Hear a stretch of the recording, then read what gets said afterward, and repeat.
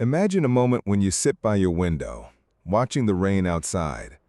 The drops racing against each other on the glass, the rhythmic click as they hit the asphalt, and most importantly, that unique, indescribable scent that reaches your nose the moment dry soil meets water. Petrichor, the scent of life and abundance, encoded in the DNA of our ancestors. The sound of rain is a melody of peace for most of us. But have you ever considered that each drop hitting that window is actually a hero? Originating in the depths of the oceans, carried to the sky by the fiery breath of the sun, and finally reaching you at the end of a journey spanning thousands of kilometers. This isn't just a molecule of H2O. It's an immortal epic written by the planet's bloodstream, the sun's energy, Earth's gravity, and the complex chemistry of the atmosphere.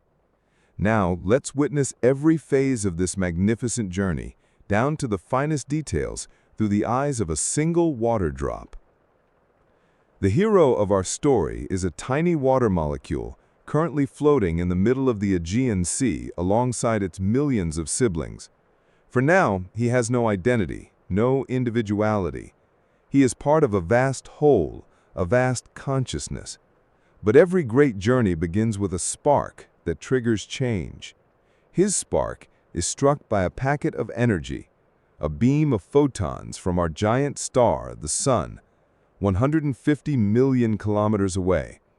When the Sun's invisible infrared rays strike the surface of the water, they vibrate the weak hydrogen bonds between molecules one by one.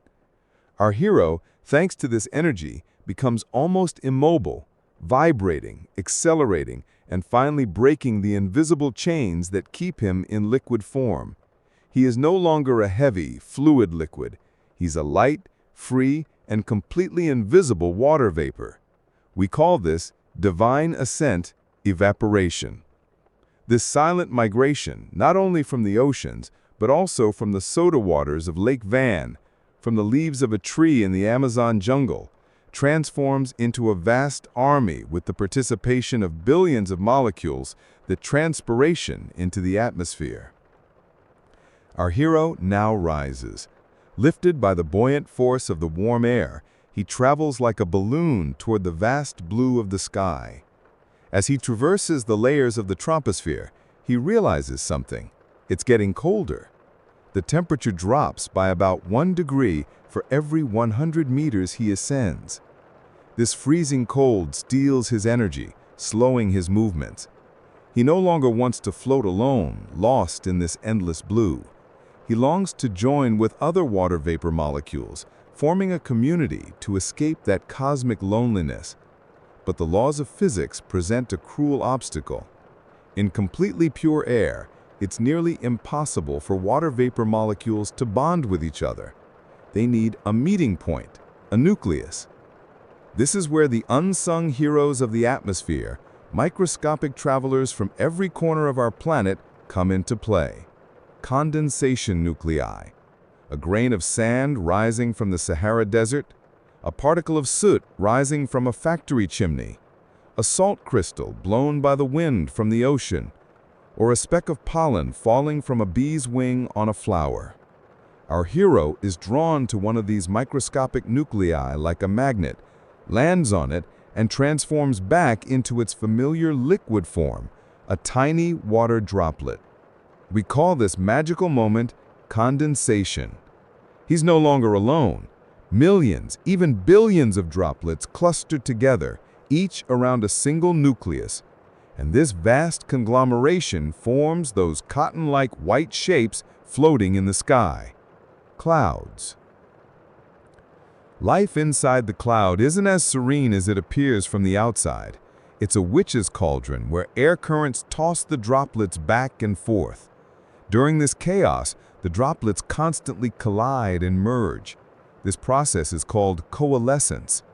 During this process, our hero merges with hundreds of other droplets, becoming heavier and larger. For a drop to be considered a raindrop, its diameter must reach about 0.5 millimeter, which means it's about 1,000,000 times heavier than the original cloud droplet. And then comes the moment. Our hero becomes so heavy that the upward air currents within the cloud can no longer support him. That irresistible call from the center of our planet, gravity, overpowers the air's repulsive force. And so begins the fall, the final journey from thousands of meters to Earth. The adventure doesn't end during this journey. It can merge with smaller droplets and grow even larger. Or if the air is very dry, some of it can evaporate again. Finally, it drifts toward the ground at an average speed of 7 meters per second. And that moment, that tapping on your window, that pearl deposited on a leaf, he is our hero. That journey of life that began in the ocean, ascended to the sky with the energy of the sun, was reborn in a speck of dust and returned home by gravity. A single drop, but when millions of them come together, they give life to arid lands, fill rivers, turn into electricity in our dams, and nourish entire ecosystems. Rain isn't just wetness, it's the very bloodstream of our planet. It's the most concrete embodiment of the eternal cycle of water, the never-ending conversation between earth and sky.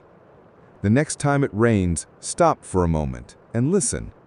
You'll hear not just the sound of water, you'll hear the whisper of an ocean, the warmth of the sun, the hospitality of a speck of dust, and the epic story of a traveler arriving from thousands of feet away.